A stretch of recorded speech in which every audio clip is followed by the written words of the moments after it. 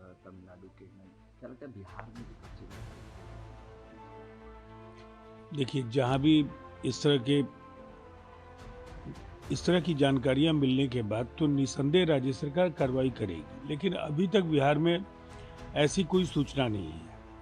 जिन राज्यों में ये प्रतिबंधित किया गया है, वहाँ भी जो प्रारंभिक जो जांच आई, रिपोर्ट आई है, उसमें जिन तत्वों की वजह से ये खतरनाक रोग हो सकता है उसकी पुष्टि नहीं हुई है। फिर भी एहतियातन वहाँ पर इसे प्रतिबंधित किया गया है। लेकिन अगर बिहार में ऐसी कोई जानकारी आए तो फिर उसके बाद उस पर बातचीत होगी। प्रधानमंत्री मोदी ने कहा है कि बिहार के युवाओं को शिक्षा से वंचित कार्य और अब कुछ राहुल गांधी जननायक की भी उपाधि को देखिए, अब तो ये बात सही है कि तेजस्वी यादव को तो अब बोलना होगा कि उनके जननायक राहुल गांधी है या वो कर्पूरी ठाकुर जी को जननायक मानते हैं। अब इसमें इधर और उधर का नहीं होगा। ये जनभावनाओं से जुड़ा सवाल है। करोड़ों लोग बिहार के उपेक्षित तबकों की आवाज कर्पूरी जी को मानते रहे हैं। अब परिवारवादी राजनीतिक व्यवस्था में जन्मे व्यक्ति को इस तरह की उपाधि से विभूषित किया जाना, ये चाटुकारिता की पराकाष्ठा है। जहां तक शिक्षा का सवाल है तो इस बात को कौन नकार सकता है। हमारी खुली चुनौती है। अगर जो 1990 से 2005 बिहार में जो भी शिक्षा को लेकर के काम किए गए और 2005 से 25 के बीच में जो काम किए गए, ये दो मॉडल हैं। और दरअसल बिहार के दो गठबंधन इन्हीं दो मॉडल पर बातें करते हैं। तो फिर व्हाइट पेपर जारी करे तेजस्वी यादव। क्या हुआ है 90 से 2005 में शिक्षा व्यवस्था को लेकर, चरवाहा विद्यालय से लेकर तमाम जो उनकी तथाकथित उपलब्धियां हैं, उनको लेकर हिम्मत जुटाएं और जनता के बीच आए। डिप्टी सीएम विदेश में तेजस्वी यादव और राहुल गांधी इलेक्शन कमीशन को लेकर सभी ने बिहार की जनता ये के पक्ष में और उन्होंने नाम को लेकर रिपोर्ट किया कि पप्पू एंड पप्पू। देखिए, हार महागठबंधन की पक्की है। बहाने ढूंढना है, चुनाव आयोग पर ठिकरे फोड़ रहे हैं। और ये दरअसल ये पूरी तरह से स्क्रिप्ट बहुत पहले इनकी तैयार हो जाती है। जिन राज्यों में इनकी हार होने वाली होती है, ये सुनियोजित तरीके से ईवीएम पर, एसआईआर पर, स्पेशल समरी रिवीजन पर, जो भी निर्वाचन तंत्र से जुड़े जो फैसले हैं, उन फैसलों पर ये सवाल खड़े करते करते और अंतिम में ये कहेंगे कि हम तो पहले ही बोल रहे थे। इनकी हार बहुत बड़ी होने जा रही है और शायद इसीलिए ये बार बार निर्वाचन आयोग पर ये सवाल खड़े कर रहे हैं। उन्होंने ये भी कहा है कि ये दोनों एक संवैधानिक पद पर हैं, लेकिन ये अपनी रिस्पॉन्सिबिलिटी से देखिए, ये तो सच है। बिहार ने कई ऐसे घटनाओं को देखा है जब बिहार बहुत मुश्किलों से गुजर रहा होता है। प्राकृतिक आपदाओं के समय तेजस्वी जी दुबई चले गए। जिस एसआईआर को लेकर राहुल गांधी इतने हमलावर थे, फाइनल ड्राफ्ट आने के दिन वो कोलंबिया में देखे जा रहे।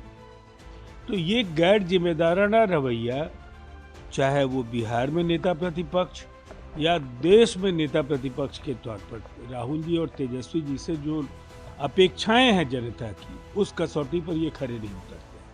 बीजेपी के प्रदेश अध्यक्ष दिलीप जायसवाल ने कहा है कि एनडीए में कोई बड़ा और छोटा भाई नहीं होगा, सब एक समान होगा। देखिए, इस बात को तो हम बराबर कहते रहे हैं कि हम सब मिलकर लड़ रहे हैं और हम गर्व के साथ कहते हैं कि एक अभिभावक के तौर पर एनडीए का नेतृत्व बिहार के मुख्यमंत्री नीतीश कुमार जी ने सदैव किया है। उनकी भूमिका बराबर महत्वपूर्ण रही है और आदर भाव उन्हें गठबंधन के सभी साथियों का मिलता रहा है। एक बार फिर उन्हें वो चेहरे, सर्वसम्मत चेहरे के तौर पर उनके नेतृत्व में हम चुनाव लड़ने जा रहे हैं और उनके नेतृत्व में ही अगली सरकार भी बननी तय है। फिर इसमें किसी संशय का सवाल कहाँ होता है। सवाल ये उठता है कि जेडीयू हमेशा बड़े भाई की भूमिका में रही है, लेकिन इस पर कहा जा रहा है कोई बड़े भाई की नहीं नहीं नहीं, बड़ा भाई या छोटा भाई, ये कहाँ से ये शब्द आते हैं मैं तो नहीं जानता हूँ। गठबंधन हम सब मिलकर लड़ते हैं और बिहार के मुख्यमंत्री नीतीश कुमार जी को सबने अपना नेता और अभिभावक माना है और इसी भरोसे और विश्वास पर गठबंधन के सभी दल एक दूसरे के पारस्परिक हितों का ध्यान रखते हुए चुनाव की तैयारियों में लगे हैं। चुनाव में पर्दानशीन महिलाओं को लेकर दिल्ली के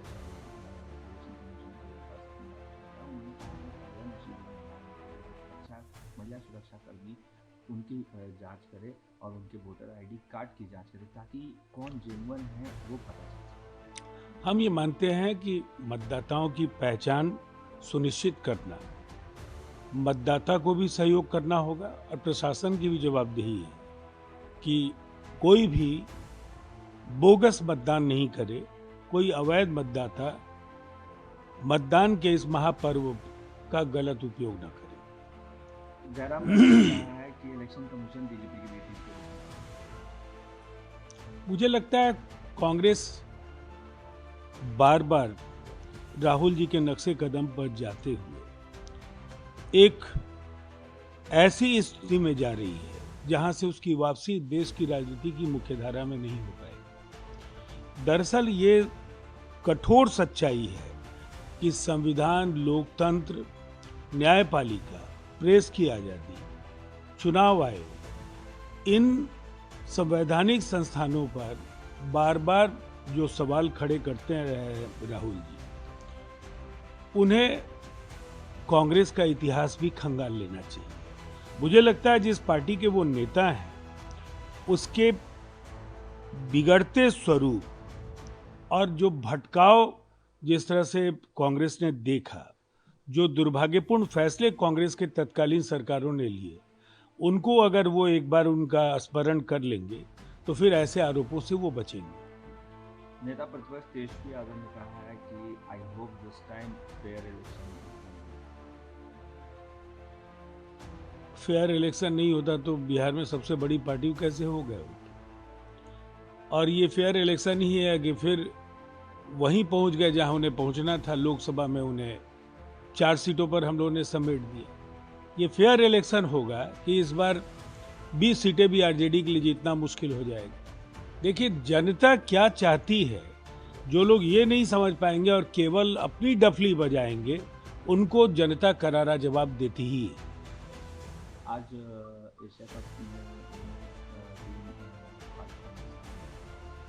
हैंडशेक क्लासेस को लेकर भारतीय टीम के साथ 150 करोड़ लोगों की भावनाएं जुड़ी हैं। पहलगाम का वो खौफनाक मंजर है। युद्ध के मैदान में पाकिस्तान को हमने रौंदा है।